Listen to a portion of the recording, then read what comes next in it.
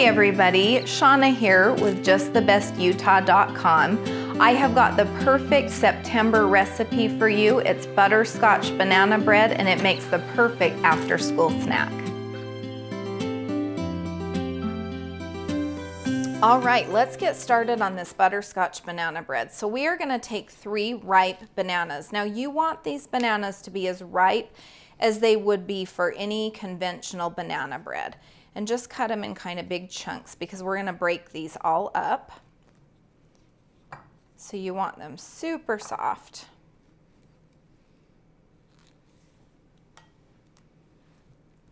So that all we have to do is mash them with a fork, just like this.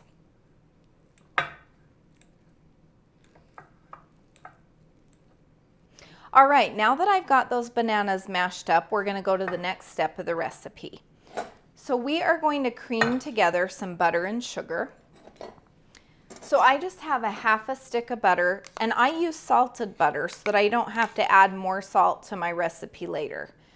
Because of course salt brings out sweetness, so you do want a little bit of salt. Then we're going to take a cup of sugar and cream those two together.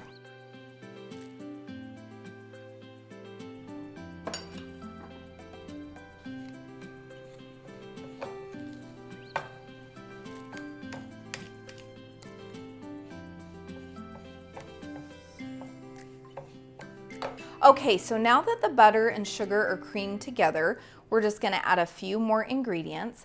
I've got some vanilla here. I'm just going to add about a teaspoon of vanilla. Now my vanilla is clear. It's Mexican vanilla. You use whatever vanilla you have. It's going to take 2 teaspoons of baking powder. Now you will notice I use baking powder and not baking soda, which is typical for banana bread.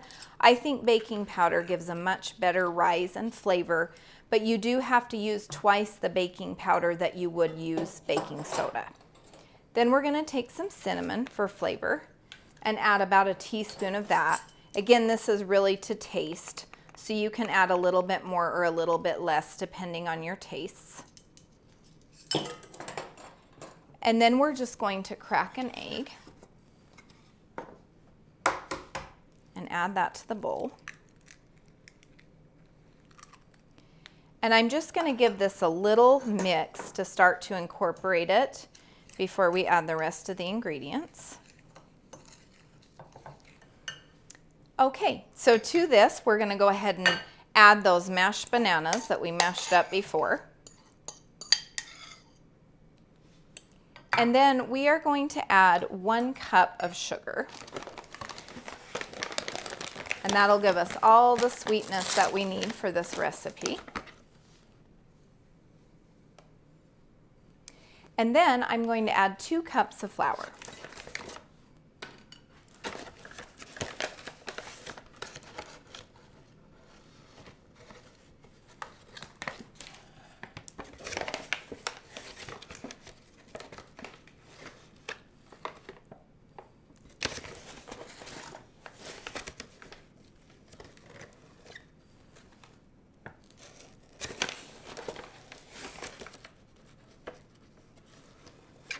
And once we get everything in the bowl, we're just simply going to mix this together until it's well incorporated.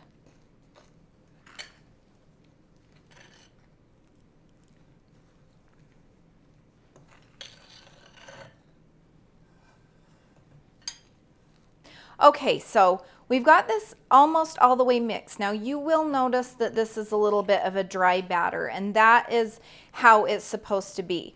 You really want to hold back on adding more ingredients because you think the dough isn't the consistency that it should be. When I was a new baker, I did that and everything would come out wrong. So stick to the measurements, you'll be great.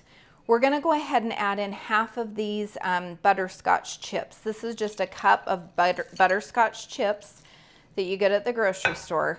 And we're just going to fold these into the mixture. And those are going to melt down and create great flavor through the whole recipe.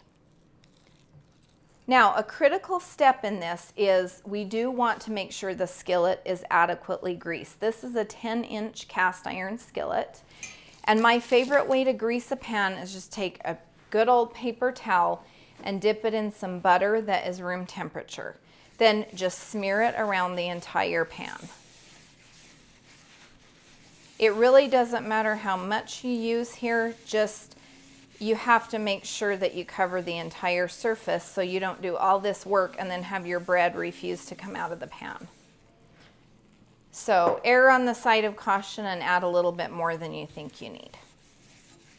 It's only going to add more flavor to the recipe anyway. So we're going to take our dough and just add it to the pan.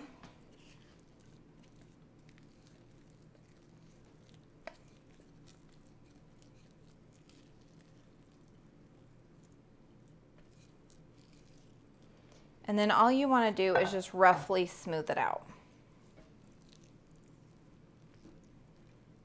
When it bakes, any unevenness will be corrected. But just give it a little bit of a head start.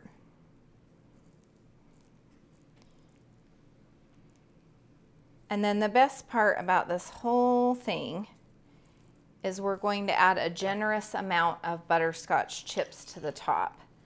And they won't melt down, they'll stay whole.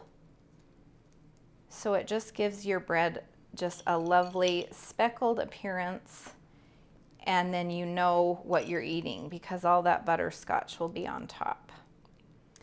Now this goes into the oven on 350 for about 30 minutes.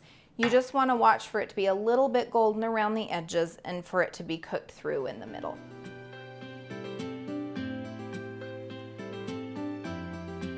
All right, everybody, well, our beautiful butterscotch banana bread has come out of the oven. I've let it cool for just a little bit and sliced it up for you.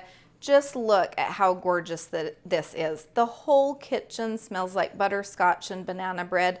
You've really got to give this a try. This is the perfect after-school snack for the kids. Try it out.